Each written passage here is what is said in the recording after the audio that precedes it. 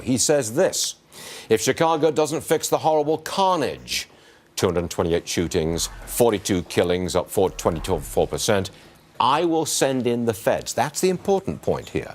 I will send in the feds. That's a direct threat from the President of the United States to the mayor of Chicago, Rahm Emanuel. I'm going to send in the feds if you don't fix the carnage. Cleveland Police Department Detective Steve Loomis is with us. Which feds would he send in?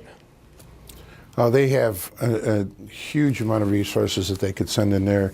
The U.S. Marshals, the DEA, the ATF. We currently work with task force in just about every agency, federal agency there is. They have great resources, and thank God that he's saying that, because it's not the guys who gals on the street. Guys? I mean, if you send in the feds, as you suggest, doesn't that imply a clash with the local Chicago Police Department? No, sir, not at all.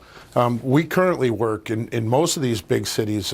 We work with task force, with federal agencies, and share resources and knowledge. So that's not a departure, but if he's going to increase that, that's going to be a good thing. You know, and I believe he's going to increase other things that these inner cities need as well.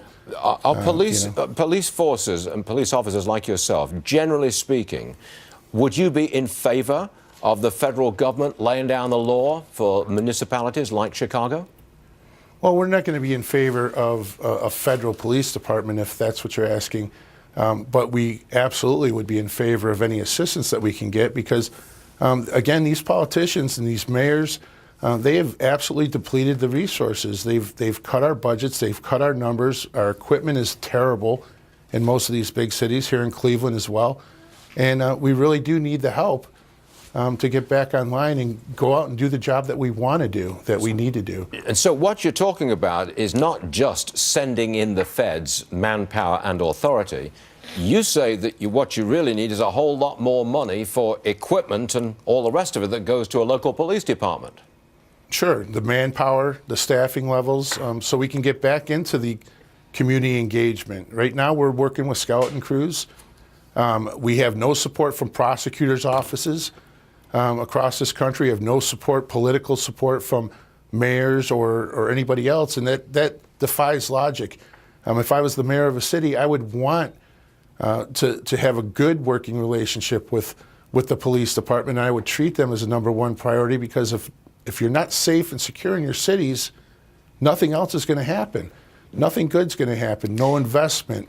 People are going to flock out of there. You're going to have, the suburbs are going to be the only ones that are going to really prosper with that. So we have to get the crime problems under control. And in order to do that, we need to get the boots on the street. And Steve Loomis, logic. I'm almost out of time. But look, thanks very much for joining us. So we do appreciate it. Great stuff. Stuart, if I could ask for your support and prayers. We had a police officer, David Leahy, that was killed in line of duty here in Cleveland yesterday.